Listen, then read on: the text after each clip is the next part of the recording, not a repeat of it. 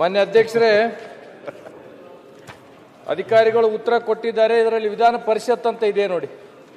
ನಾವು ವಿಧಾನಸಭೆಯಲ್ಲಿದ್ದೀವಿ, ಸ್ವಲ್ಪ ಕನ್ಫ್ಯೂಷನ್ ಅಲ್ಲಿ ಇದ್ದೀನಿ ಅಧ್ಯಕ್ಷ.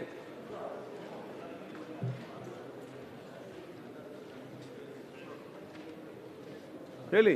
ಉತ್ತರ ಕೊಟ್ಟಿದ್ದಾರೆ, ವಿಧಾನ ಪರಿಷತ್ ಅಂತ ಕೊಟ್ಟಿದ್ದಾರೆ ಅಧ್ಯಕ್ಷ. ನಮ್ಮ ಜಿಲ್ಲೆಯಲ್ಲಿಂದ ಕೊಟ್ಟಿರ್ತಕ್ಕಂಥ ಮಾಹಿತಿಯಲ್ಲಿ ನಾವಿರ್ತಕ್ಕಂಥ ವಿಧಾನಸಭೆ ವಿಧಾನ ಪರಿಷತ್ ಅಂತ ಕೊಟ್ಟಿದ್ದಾರೆ.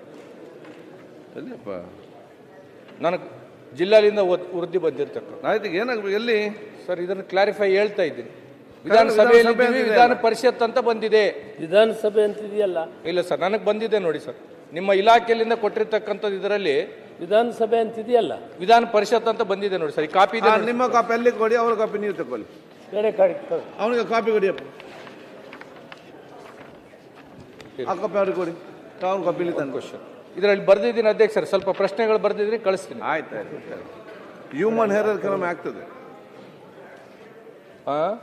ಮಾನ್ಯ ಸಚಿವರೇ, ಮಾನ್ಯ ಅಧ್ಯಕ್ಷರೇ, ಈಗಾಗಲೇ ನಾನು ನನ್ನ ಕ್ಷೇತ್ರದ ಆಹಾರ ಪೂರೈಕೆಯಲ್ಲಿ ಆಗ್ತಕ್ಕಂಥ ವ್ಯತ್ಯಾಸಗಳ ಬಗ್ಗೆ ಮಾನ್ಯ ಸಚಿವರಿಗೆ ಪ್ರಶ್ನೆ ಕೇಳಿರ್ತಕ್ಕಂಥದ್ದು. ನನಗೆ ಅಧಿಕಾರಿಗಳು ಕೊಟ್ಟಿರ್ತಕ್ಕಂಥದ್ದು ಏನಿದೆ ಅಂತಂದರೆ, ಕೇವಲ ನನ್ನ ಕ್ಷೇತ್ರದಲ್ಲಿ 8 ಜಿಲ್ಲಾ ಪಂಚಾಯತ್ ಬರುತ್ತೆ. ಕೇವಲ 4 ಜಿಲ್ಲಾ ಪಂಚಾಯತಿಗೆ ಮಾತ್ರ ಏನಂತಂದ್ರೆ ಸೀಮಿತಗೊಳಿಸಿದ್ದಾರೆ. 55 ತಾಂಡಗಳು ಬರುತ್ತೆ, ಕೇವಲ 23 ತಾಂಡಗಳಿಗೆ ಮಾತ್ರ ಉತ್ತರ ಕೊಟ್ಟಿದ್ದಾರೆ.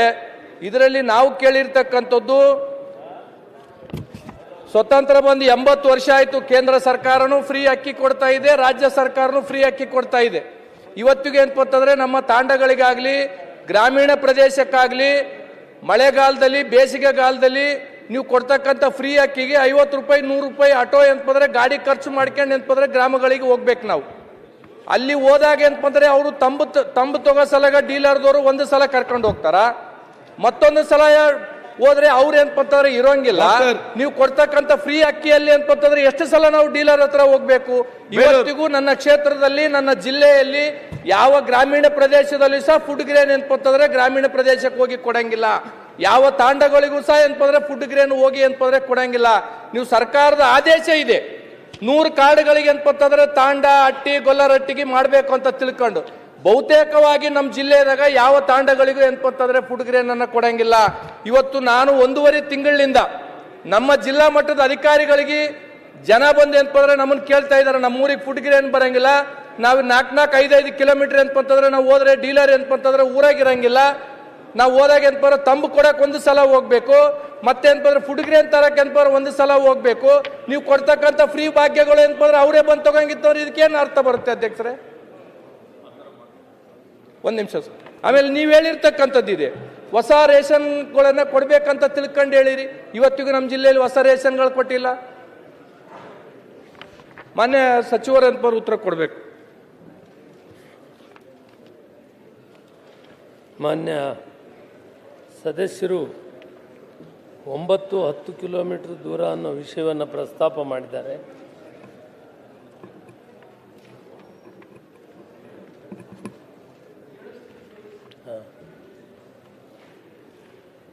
ಸರ್ವೇ ಸಾಮಾನ್ಯವಾಗಿ 3 ಕಿಲೋಮೀಟರ್ಗಿಂತ ಹೆಚ್ಚಿದ್ರೆ ತಾವು ಕೂಡ ಫುಡ್ ಮಿನಿಸ್ಟರ್ ಇದ್ರಿ, ಅಲ್ಲಿ ಉಪಕೇಂದ್ರವನ್ನು ತೆಗೆದು ವಾರದಲ್ಲಿ 1 ದಿನ 2 ದಿನ ಆದರೂ ಅಲ್ಲೇ ಅವ್ರಿಗೆ ಅನುಕೂಲ ಮಾಡಿಕೊಡ್ಬೇಕಂತ ಆದೇಶ ಇದೆ. ಒಂದು ವೇಳೆ ಮಾನ್ಯ ಗುರುಮಿಟ್ಟಿಂಗಲ್ ಕ್ಷೇತ್ರದ ವಿಧಾನಸಭಾ ಸದಸ್ಯರು ಅವರ ಕ್ಷೇತ್ರದಲ್ಲಿ ಯಾವುದೇ ಒಂದು 3 ಕಿಲೋಮೀಟರ್ಗಿಂತ ಜಾಸ್ತಿ ಇರುವಂಥ ಗ್ರಾಮ ಇದ್ದರೆ ಅದನ್ನು ಅವ್ರ ಪಟ್ಟಿ ನಮಗೆ ಕೊಟ್ಟರೆ ಆ ಜಾಗದಲ್ಲಿ ಉಪಕೇಂದ್ರಗಳನ್ನು ನಾವು ಪ್ರಾರಂಭ ಮಾಡಿ ಅಲ್ಲಿ ಅವರಿಗೆ ವಿತರಣೆ ಮಾಡುವಂಥ ವ್ಯವಸ್ಥೆಯನ್ನು ಮಾಡ್ತೀವಿ. ಎರಡನೇದು, ತಾಂಡಗಳಿದ್ದರೆ ಆ ತಾಂಡಗಳಲ್ಲಿ 100 ಕಾರ್ಡ್ ಇದ್ದರೂ ಕೂಡ ಅಲ್ಲಿ ಅಂಗಡಿಯನ್ನು ಕೊಟ್ಟು ಅಲ್ಲಿ ನೇರವಾಗಿ ವಿತರಣೆ ಮಾಡುವಂಥ ಕಾರ್ಯಕ್ರಮವನ್ನು ಮಾಡ್ತೀವಿ. ಮತ್ತೊಂದು, ಇತ್ತೀಚೆಗೆ ಸರ್ಕಾರ ಒಂದು ತೀರ್ಮಾನ ತೆಗೆದುಕೊಳ್ತು, ಬಡ್ಜೆಟ್ನಲ್ಲಿ SC ST ಅವರಿಗೆ ಕಡಿಮೆ ಇದೆ ಕಾರ್ಡುಗಳು, 20,000 ಈಗ ಅಲ್ಲಿ 20,460 ಅಂಗಡಿಗಳಿದೆ. ಅದರಲ್ಲಿ ಬಹಳ ಕಡಿಮೆ 1,473 ಅಂಗಡಿ ಮಾತ್ರ SC STಗಿದೆ. ಅದನ್ನು ಹೆಚ್ಚು ಮಾಡಬೇಕು ಅಂತ ಬಂದಾಗ ಮಾನ್ಯ ಮುಖ್ಯಮಂತ್ರಿಗಳು ನಾವು ತೀರ್ಮಾನ ಮಾಡಿ ಈ ಕರ್ನಾಟಕ ಅಗತ್ಯ ವಸ್ತುಗಳ ಸಾರ್ವಜನಿಕ ವಿತರಣಾ ಪದ್ಧತಿಯ ನಿಯಂತ್ರಣ ಆದೇಶ 2013 ಕಲಂ 6ರಲ್ಲಿ ಹೊಸ ನ್ಯಾಯಬೆಲೆ ಅಂಗಡಿಗಳನ್ನು ಮಂಜೂರು ಮಾಡಲು ಅವಕಾಶವನ್ನು ಕಲ್ಪಿಸಲಾಗಿದೆ. ಅದರ ಪ್ರಕಾರ 14/11 ತಿದ್ದುಪಡಿ ಮಾಡಿ ಹೊರಡಿಸಲಾದಂಥ ಅತ್ಯಗತ್ಯವಾದಂಥ ಹೊಸ ನ್ಯಾಯಬೆಲೆ ಅಂಗಡಿಗಳ ಮಂಜೂರಾತಿಗೆ ಕ್ರಮ ವಹಿಸಲಾಗಿದೆ. ಪರಿಶಿಷ್ಟ ಜಾತಿ ಮತ್ತು ಪರಿಶಿಷ್ಟ ಪಂಗಡಗಳ ಸಮುದಾಯಗಳ ಜನಸಂಖ್ಯೆಯು ಎಲ್ಲಿ 40%ಗಿಂತ ಹೆಚ್ಚಾಗಿರ್ತದೆ ಆ ಪ್ರದೇಶದಲ್ಲಿ SC ST ಅಂಗಡಿಗಳನ್ನು ನಾವು ತೆಗೆಯುವಂಥದ್ದಕ್ಕೆ ಕಾನೂನನ್ನು ತಿದ್ದುಪಡಿ ಮಾಡಿದ್ದೀವಿ. ಇದರ ಜವಾಬ್ದಾರಿಯನ್ನು ನಾವು ಜಿಲ್ಲಾಧಿಕಾರಿಗಳಿಗೆ ಕೊಟ್ಟಿದ್ದೇವೆ. ಜಿಲ್ಲಾಧಿಕಾರಿಗಳು ಆ ಭಾಗದ ಆ ಜಿಲ್ಲೆಯ ಜನಸಂಖ್ಯೆಯನ್ನು ಅನುಸರಿಸಿ ಅವರ ಒಂದು ನೇತೃತ್ವದ ಕಮಿಟಿ ಇದೆ. ಆ ಕಮಿಟಿಯಲ್ಲಿ ಜಿಲ್ಲಾಧಿಕಾರಿಗಳ ಅಧ್ಯಕ್ಷರಿರ್ತಾರೆ, ಮುಖ್ಯ ಕಾರ್ಯನಿರ್ವಹಣಾಧಿಕಾರಿಗಳು, ಜಿಲ್ಲಾ ಪಂಚಾಯತಿ ಅವರು ಸದಸ್ಯರಿರ್ತಾರೆ, ಆಯುಕ್ತರು, ಮಹಾನಗರ ಪಾಲಿಕೆ ಸದಸ್ಯರಿರ್ತಾರೆ, ಜಿಲ್ಲಾ ಸಮಾಜ ಕಲ್ಯಾಣಾಧಿಕಾರಿಗಳು ಸದಸ್ಯರಿರ್ತಾರೆ, ಜಿಲ್ಲಾ ಪರಿಶಿಷ್ಟ ಪಂಗಡಗಳ ಕಲ್ಯಾಣಾಧಿಕಾರಿ ಸದಸ್ಯರಿರ್ತಾರೆ, ಯೋಜನಾಧಿಕಾರಿ, ಜಿಲ್ಲಾ ನಗರಾಭಿವೃದ್ಧಿ ಕೋಶ ಸದಸ್ಯರಿರ್ತಾರೆ, ಜಂಟಿ ಉಪನಿರ್ದೇಶಕರು ಅಥವಾ ಉಪನಿರ್ದೇಶಕರು ಆಹಾರ ಇಲಾಖೆಯವರು ಸದಸ್ಯ ಕಾರ್ಯದರ್ಶಿ ಇರ್ತಾರೆ. ಇದರಲ್ಲಿ ಜಿಲ್ಲಾಧಿಕಾರಿಗೆ ಪೂರ್ತಿ ಜವಾಬ್ದಾರಿಯನ್ನು ಕೊಟ್ಟಿದೆ.